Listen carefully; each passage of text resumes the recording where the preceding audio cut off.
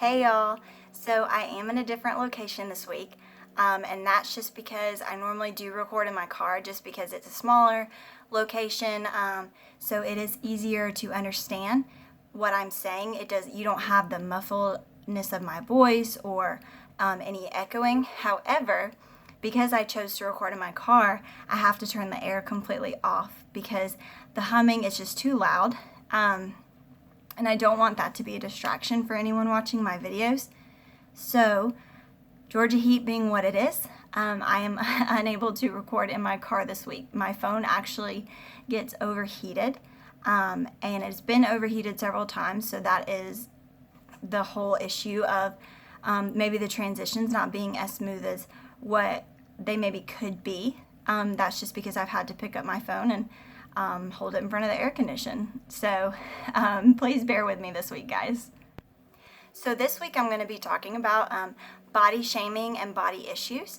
But first I want to talk about what really started these videos. And not necessarily the videos, but what really started me on wanting to help others and maybe counsel. And that was a couple of months prior to my wedding.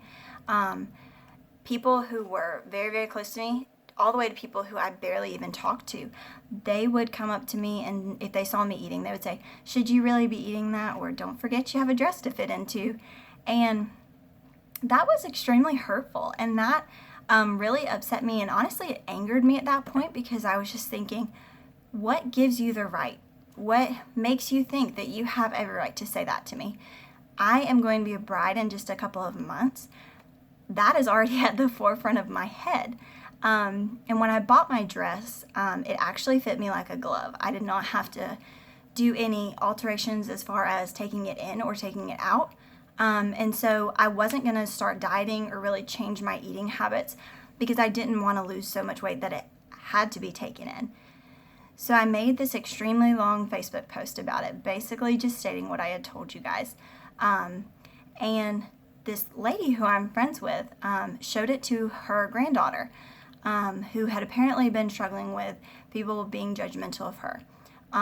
She was in elementary school at the time, and a grown-up came up to her and judged her on her figure, on basically saying it's not what it should be to fit in this role. And honestly, the nerve of a grown-up saying that to a child. Children look up to you. And it really broke my heart that was said to her. But apparently what I had to say, it really helped her in realizing that someone completely different of her is struggling with the same things. It's not just her. It's something that you have to deal with, unfortunately, every day, all of your life. And so that was really the moment that I thought, I want to help people. I want to counsel. I want to be able to take what people struggle with and what maybe even I'm struggling with and teach people how to deal with that, how to cope with that, maybe how to move past it. So that is where it all started.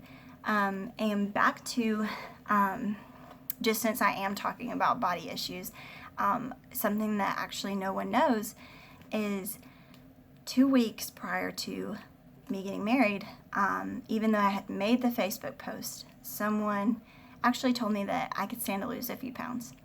And a couple of weeks before my wedding, I actually took that to heart, and I was thinking everything that I probably shouldn't have been, and I was very brokenhearted about it and thought, I do need to lose some weight, and I only have 2 weeks to lose the weight. So how do I lose this weight that quickly? So I just stopped eating, period.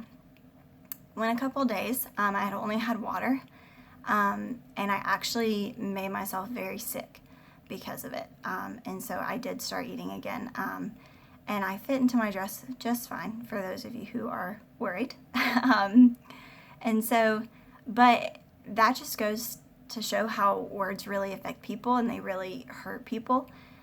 So one thing I want to talk about is dieting.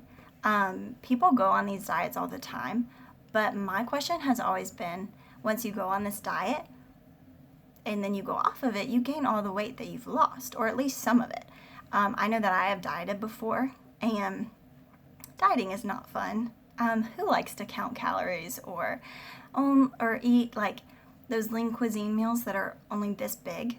Who likes to eat just one of those for each meal and not have a brownie or a piece of cake for someone's birthday? Nobody likes to do that. One thing that I was introduced to from Renee Fry, she is on Instagram, and I will touch on that a little bit more at the end. But she introduced intuitive eating to me, and I highly recommend that. I know that a lot of people who struggle with hardcore dieting, maybe even eating disorders, they are introduced to intuitive eating. Basically, what intuitive eating is respecting when you get hungry, not feeling guilty over what you're eating, and that isn't only not feeling guilty of the meal you're eating, but it's not feeling guilty over a piece of cake that you want or a piece of candy. That is just natural for us to feel like we want to eat that. I'm a lover of sweets, and so it's difficult for me to turn down a cookie or a brownie, and as long as I have them, don't eat a whole box at once, it is okay for me to have one. And another thing is just respecting when you're full. Don't keep eating. And so that's something that I've really tried to take under my consideration and live that out. Just a couple of different eating disorders. Anorexia is not eating near enough. You're constantly calorie counting, and making sure that you stay below a certain number, or stay as low as you possibly can. Another one is bulimia. It is when you eat and eat and eat, and then you go and throw it all back up. And another one that I don't think is as commonly known as an eating disorder per se, is actually binge eating, and that's just overeating. When you think eating disorder, you automatically think super, super skinny, but there are eating disorders for all different shapes and sizes, and even people who don't look like they struggle with an eating disorder, they very well could. So one thing that I do want to address, though, is the moms out there, or maybe the nannies, or just if you ever have a younger child in your care, be careful about the words that you say, because kids look up to you, especially little girls look up to their moms, and so if you're nitpicking your own body in front of them, they pick that up, and they see that it's natural and it's okay for me to do that to myself. And you need to teach your kids to love their body the way that it is, because it's going to be what it is. And one thing that I've learned is, I don't weigh the same that I did when I was in high school. And I struggle with that a lot. Initially I did. But I've come to the realization that that's okay. And this is also from Renee Frey. But she really just said on one of her posts that as you grow, your body needs different things. And so one thing is when people try to lose weight, and they hit a kind of a plateau, they quit losing weight. That's your body kind of saying, hey, I need you to stop because I need this. And so that also just comes with age. Your metabolism slows down. Maybe you start some different medications that prevent you from losing the weight that you maybe want to. And so it's just a matter of, as difficult as it may sound, just making peace with your body and loving your body for what it is, because you're always going to look in the mirror and want to change something. I will go so far as to say that every single person on this earth has dealt with this at least one time in their life. Even Victoria's Secret supermodels, I'm sure that they have looked in the mirror at one point and said, if only I could change this, or if only I could change that. You were not born on this earth to worry about the way that you look, and make sure that you have the perfect figure. That's people at the end of your life, you're not going to say, I'm so glad that I worked so hard to keep this figure. That's not what people are going to remember when you're gone. People are going to remember the acts of kindness and what you did throughout your life, and the way that you looked. If you looked perfectly, that's not even gonna faze them.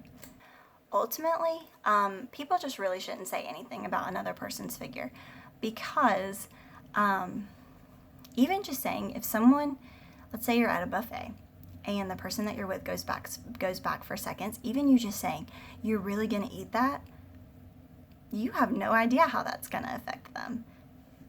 Overweight people to skinny people, they take things all differently. And so you never know, that person who weighs 100 pounds and you say, oh my gosh, look at how skinny your legs are. They may look in the mirror and say, I have chicken legs, I need to put weight on. And so you don't know how that's going to affect someone. So, that being said, choose your words wisely. Instead of saying, look at how skinny your legs are, just try saying, you look beautiful.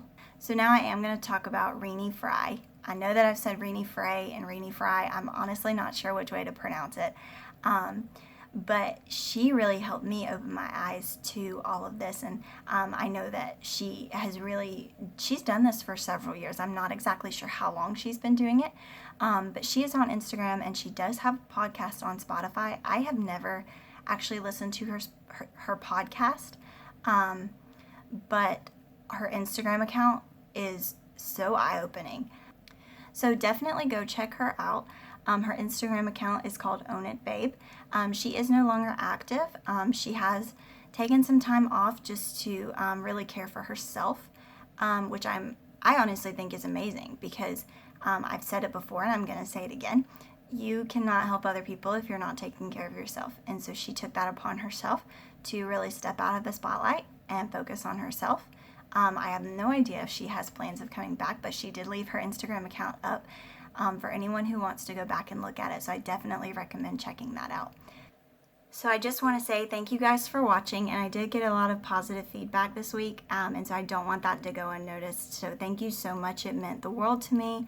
I love hearing everything that you guys have to say about it. It really just brightens my day and makes me feel like what I'm doing is important, and it makes me want to continue. So thank you so much. And thanks guys for watching. I hope that you guys stay tuned for next week.